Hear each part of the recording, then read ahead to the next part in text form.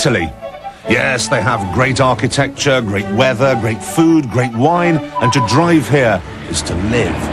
But best of all, they have absolutely no idea what is meant by the phrase political correctness. Women are terrible when they drive. They shouldn't take the driver license. It's very dangerous. They're not good as men to drive. In the medieval days, one used to distinguish between man on foot and man on horseback. Now they all want to be men on horseback. Pedestrians are basically considered expendable. In other words, you don't see them. You don't even see them. Now, children are very important, but the common run of the pedestrian is absolutely despicably ignored. The extraordinary thing is that despite all this anarchy, the traffic seems to flow very well.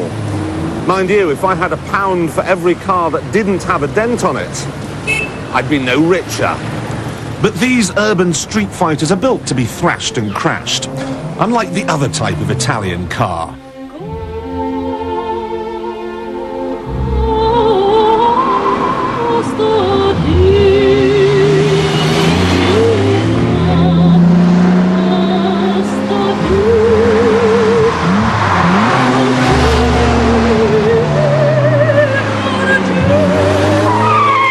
These cars could only be Italian because, like the country itself, they embody the whole concept of style.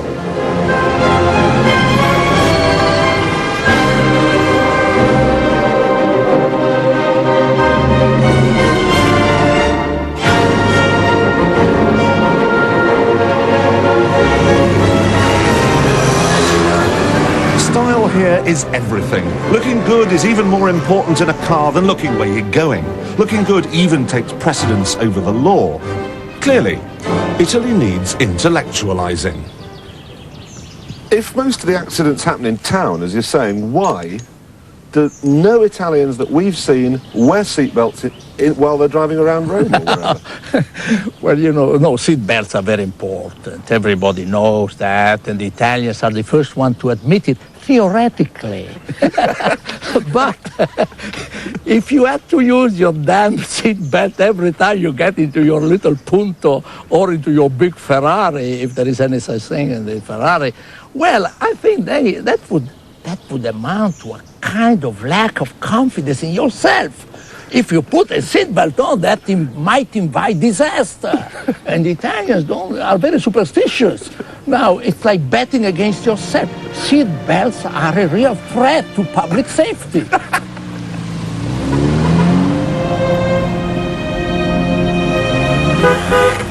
I never use seatbelt because I think it's not necessary to use in the city because you know, you don't go so fast, and I never use seatbelt in the city. Double lines means you can cross, but you know, if no one coming, oops, happen. Sorry, but we are in the hurry. We have to break the rule. Traffic is marvelous, it's amusing, can be fatal. But why? Because it's unpredictable. You never know what's going to happen.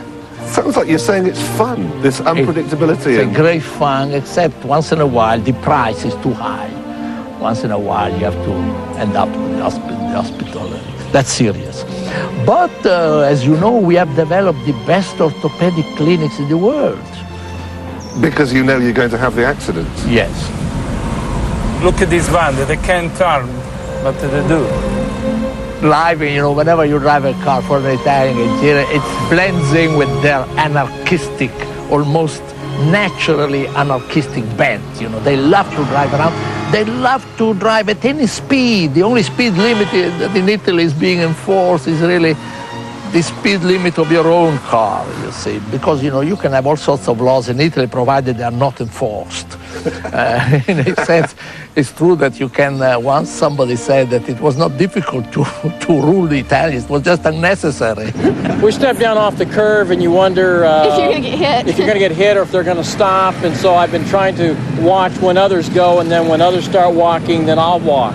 Because if there's a group, they seem to slow down and stop. They will also slow down and stop to look at a nice car. And cars don't get much nicer than this.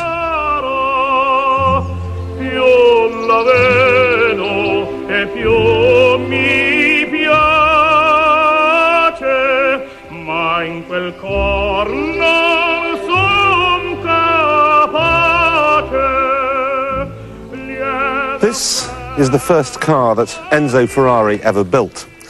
In biblical terms, it's Genesis. It's owned today by a scrap metal dealer, a man who spends all day long breaking up cars, and then he comes home at night to this place, where the cellars are full not of Italy's second passion, wine, but of its first, cars. Lots and lots of cars.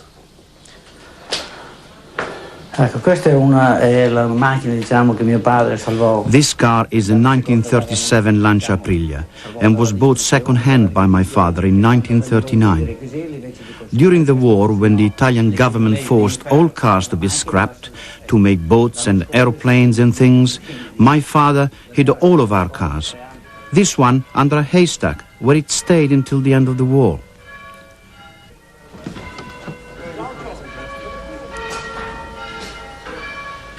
This is the most beautiful car I have in my collection. First, because it is an Alfa Romeo, my favorite mark. And second, because it is the best of all the racing Alfa Romeos, the 2.3 Monza. Third, it was Nuvolari's private car, which he built in 1933 for racing. Nuvolari raced the car for a few years, winning some races, and he was especially attached to the car. And for this reason the car is important, because Nuvolari was a hero, the greatest racing driver in Italy, and probably in the whole world at that time. For Italy, the Alfa Romeo is a symbol, and the reason why I especially love and treasure this car. But today, Alfa Romeo is a faded star, its place in the firmament taken by Ferrari.